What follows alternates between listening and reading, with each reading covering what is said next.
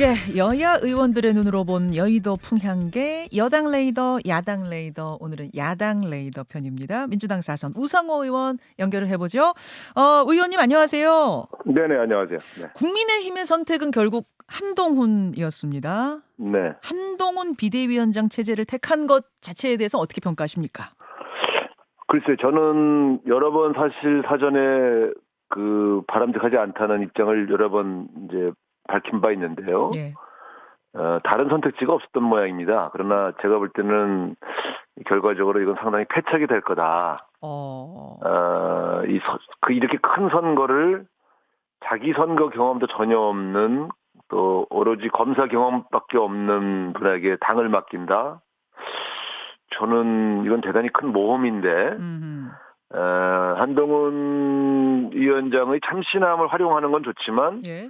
이 큰 선거를 끌고 간 선장 경력, 소위 말하는 이 배의 키를 맡긴다. 이거는 굉장히 또 다른 문제거든요. 그래서 저는 굉장히 위험한 선택이다 이렇게 보고 있어요. 모험이다, 위험한 선택이다. 지금 그런 말씀. 근데 이제 예. 어제 한동훈 비대위원장의 취임사를 잘 분석해 보더라도 예.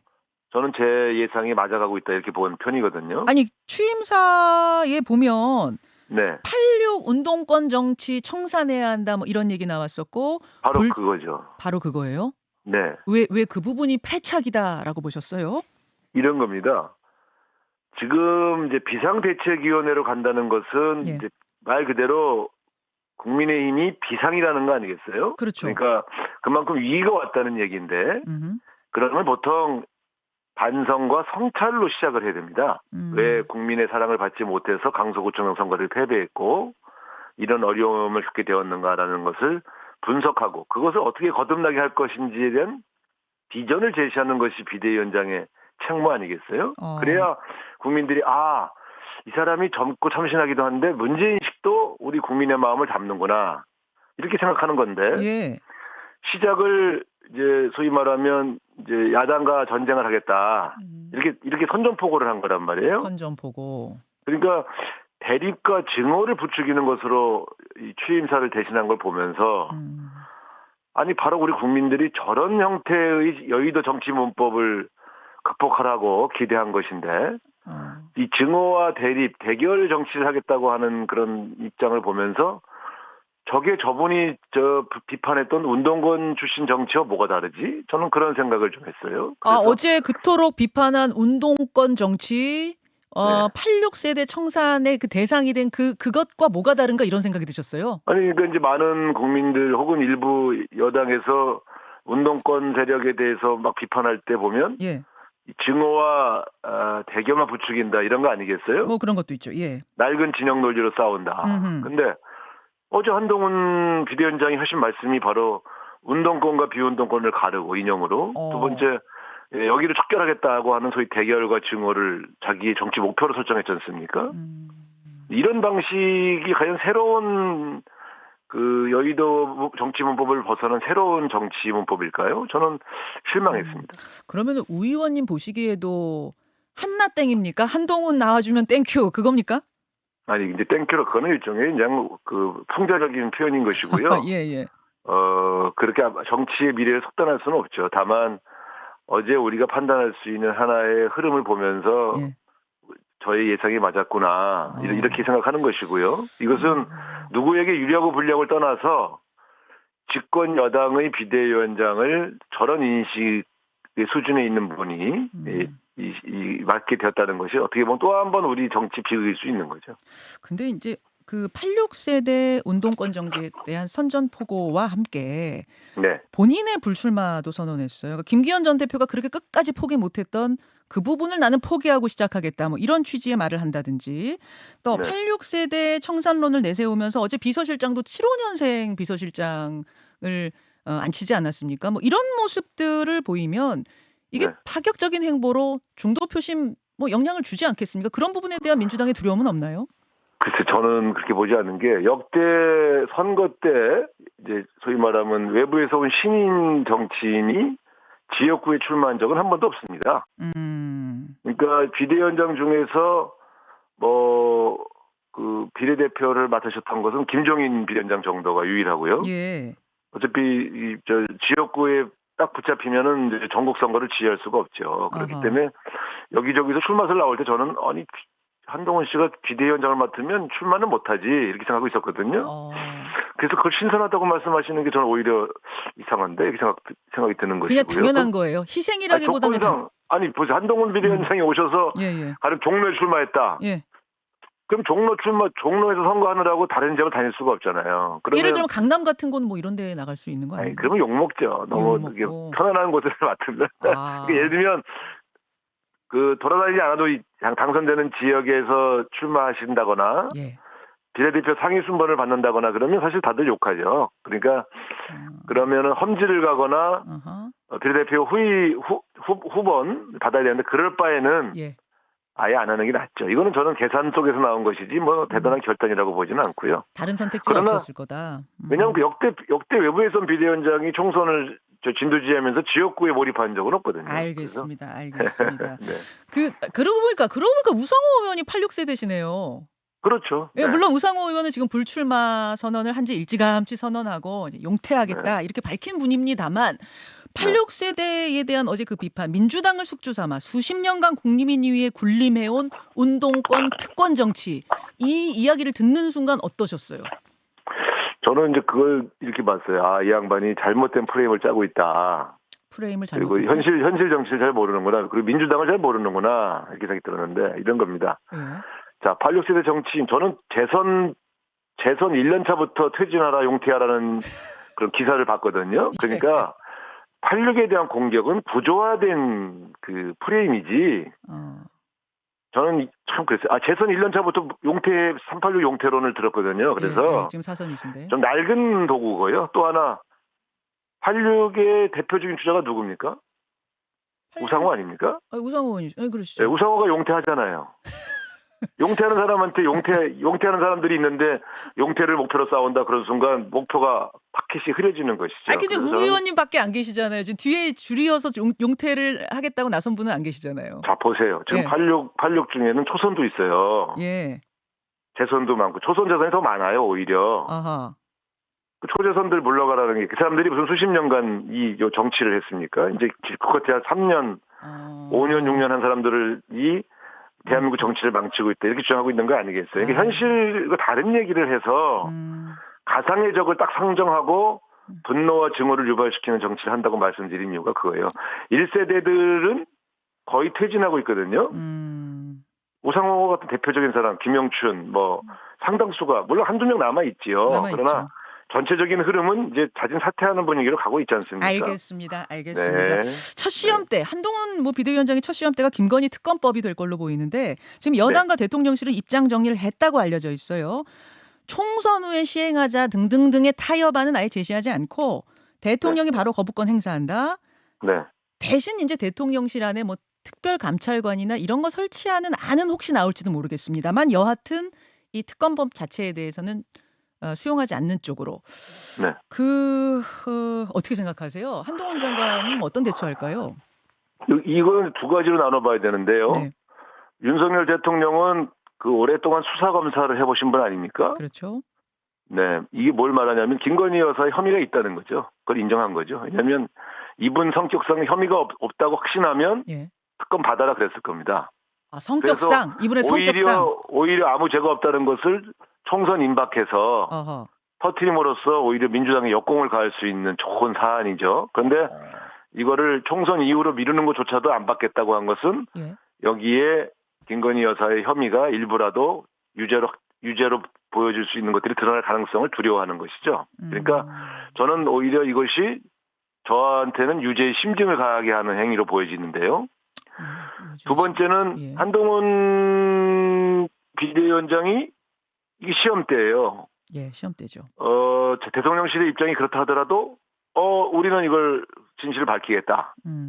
근데 총선용이라고 이미 못을 박았으니 총선 이후에라도 하겠다. 이렇게 선언해 준다면, 예를 들어 총선 이후에 협상하자 이렇게 선언해 준다면 그러면 상당히 변화된 거죠. 그러나 지금 악법이라고 표현하고 있지 않습니까? 받을 의사가 한동훈 비대위원장도 없는 거죠. 만약 총선 후에 시행하자는 쪽으로 한동훈 위원장이 뭐 중재안을 갖고 온다면 민주당이 받을 수는 있습니까? 협상할 수 있죠. 아, 그래요?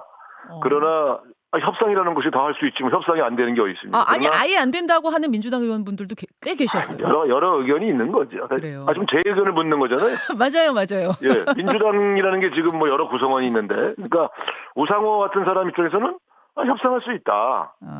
어차피 거부권 행사하는 것보다 낫죠. 그런데 보시는구나. 한동훈 비대위원장이 그렇게 못한다. 저는 확신하고 있습니다.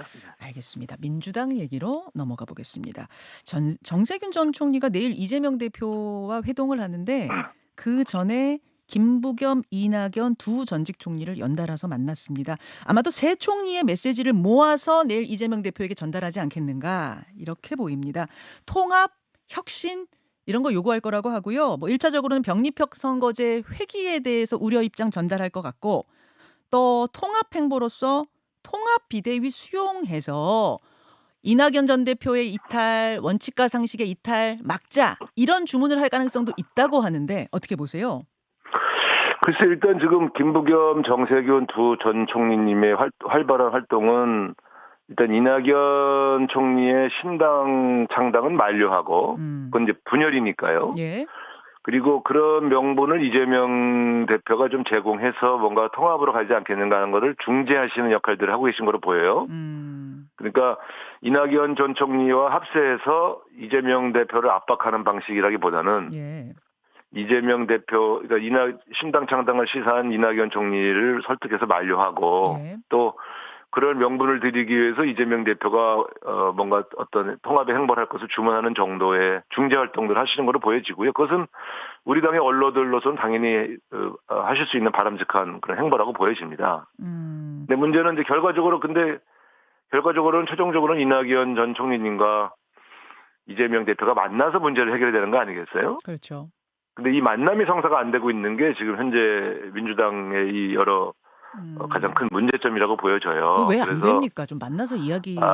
두 사람의 감정의 골이 아주 깊긴 깊어요. 제가 그 대선 때도 봤는데 그 대선 이후에도 깊어져 버렸죠. 그래서 그렇긴 하지만 그렇다고 해서 신당 창당을 하는 게 과연 바람직하냐에 대해서는 당내 구성원은 거의 전원 다 이낙연 대표님이 이렇게 감정적인 어떤 그런 여러 가지 그 생각의 복잡함을 다 이해는 하나 그렇다고 신당 창당을 한단 말인가라고 다들 생각하고 우려하고 있기 때문에 제가 볼 때는 이낙연 대표님께서도 일단 이재명 대표를 좀 만나 주셔야 될 것 같아요. 그래서 이재명 대표가 손을 안 내미는 건 더 적극적으로 좀 내밀어야 되는 건 아니에요? 근데 이제 지금 상황은 정확하게 사퇴 카드를 들고 오지 않는 한 만나지 않겠다 이런 입장을 이낙연 대표 측에서 고수하고 계셔서 대표직 사퇴. 네, 그러니까 근데 사퇴한다는 이 입장을 정한 다음에 만나자는 건 사실 대화가 아니지 않습니까? 그래서 저는 만나서 그런저런 감정도 좀 풀고 또 꼭 사퇴밖에 없는가 혹은 뭐 다른 방식은 없는가도 의논할 수 있어야 되는 거 아니겠습니까? 정치라는 것이. 다른 카드의 의원님. 네네. 3명의 전직 총리, 그러니까 3총리 공동선대위원장 추대 이런 것도 들어있다고 보세요?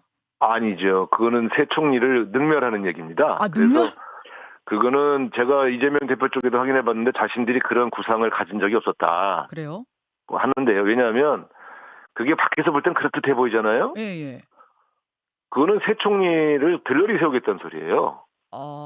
그런 제안을 하면 안 되는 거예요. 그러니까 이 양반들이 무슨 셋이서 어떻게 공동 선대위원장을 해요. 그러니까 이름을 올려달라고 해서 올려줄 수는 있지만 실제 권한이 없는 거잖아요. 그건. 공동선대위원장이라는 게. 3명이 공동선대위원장이면 아무도 권한이 없는 거죠. 그러니까 저는 여의도에 우리 정당에서는 그런 구상을 할 리가 없다고 보고요. 예. 정당 관계자가 아닌 사람들이 그런 구상을 퍼뜨리는 모양이에요. 근데 그건 새 총리님을 능멸하는 얘기예요.